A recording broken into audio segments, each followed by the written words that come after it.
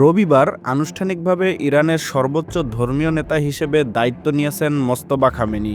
মাত্র কয়েকদিন আগেও তিনি ছিলেন প্রভাবশালী এক ধর্মীয় ব্যক্তিত্ব এবং নিরাপত্তা বলের ঘনিষ্ঠ মুখ। কিন্তু আকস্মিক এক ভয়াবহ হামলায় দেশটির দীর্ঘদিনের নেতা আয়াতুল্লাহ আলী খামেনির মৃত্যু ইরানের ক্ষমতার কেন্দ্রকে মুহূর্তেই শূন্য করে দেয়। সেই শূন্যস্থান পূরণ করতেই জরুরি বৈঠকে বসে ইরানের প্রভাবশালী ধর্মীয় পরিষদ অ্যাসেম্বলি অফ এক্সপার্টস। ৮৮ সদস্যের এই পরিষদ দীর্ঘ আলোচনার পর শেষ পর্যন্ত ৫৬ বছর বয়সী মোজতবা খামেনিকে দেশের সর্বোচ্চ নেতা হিসেবে বেছে নিয়েছে। বাবার মৃত্যুর মাত্র ৯ দিনের মাথায় এই সিদ্ধান্ত কার্যকর হয়। দায়িত্ব নেয়ার পর থেকেই তিনি কার্যত ইরানের রাজনৈতিক ও সামরিক নীতির চূড়ান্ত নিয়ন্ত্রক হয়ে উঠেছেন। ইরানের নেতৃত্ব পরিবর্তনের এই ঘটনাকে ঘিরে আন্তর্জাতিক অঙ্গনে শুরু হয়েছে তীব্র প্রতিক্রিয়া। বিশেষ করে পশ্চিমা বিশ্বে এই নিয়োগ নিয়ে নানা প্রশ্ন উঠলেও চীন প্রকাশ্যে মোজতবা খামেনির পাশে দাঁড়িয়েছে। সোমবার বেইজিং স্পষ্ট ভাষায় জানিয়ে দেয়, ইরানের নতুন নেতার নিয়োগ সম্পূর্ণভাবে দেশটির সাংবিধানিক প্রক্রিয়ার মধ্য দিয়েই হয়েছে।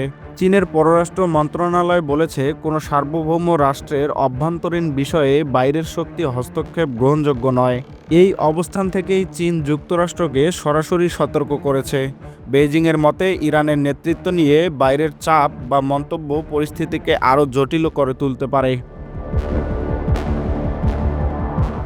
এর আগে যুক্তরাষ্ট্রের প্রেসিডেন্ট ডোনাল্ড ট্রাম্প এক মন্তব্যে দাবি করেন, তার প্রশাসনের অনুমোদন ছাড়া ইরানের নতুন নেতা দীর্ঘদিন ক্ষমতায় থাকতে পারবে না। ট্রাম্পের এই বক্তব্য আন্তর্জাতিক মহলে বেশ আলোচনার জন্ম দেয়।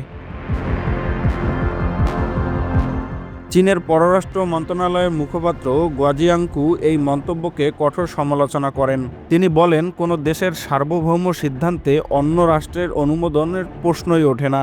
প্রতিটি জাতি নিজস্ব রাজনৈতিক পথ বেছে নেওয়ার অধিকার রয়েছে।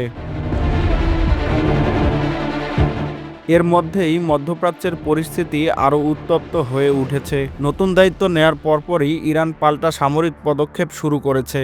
গত কয়েকদিন ইসরায়েলের বিভিন্ন স্থাপনা এবং উপসাগরীয় অঞ্চলে অবস্থিত কয়েকটি মার্কিন সামরিক ঘাঁটির দিকে ড্রোন ও ক্ষেপণাস্ত্র হামলার দাবি করেছে তেহরান। এই পাল্টাপাল্টি হামলার ফলে পুরো অঞ্চল এখন অস্থিরতার মধ্যে রয়েছে। সামরিক বিশ্লেষকদের মতে, পরিস্থিতি দ্রুত নিয়ন্ত্রণে না এলে মধ্যপ্রাচ্যে আরও বড় সংঘাতের দিকে এগোতে পারে। সবচেয়ে ভয়াবহ দিক হলো, এই সংঘাতে সবচেয়ে বেশি ক্ষতিগ্রস্ত হচ্ছে সাধারণ মানুষ। হামলা, আতঙ্ক এবং অনিশ্চয়তার মধ্যে বহু মানুষ ঘরবাড়ি ছেড়ে নিরাপদ আশ্রয়ের খোঁজে ছুটছে। চীন এ অবস্থায় দ্রুত যুদ্ধবিরতির আহ্বান জানিয়েছে।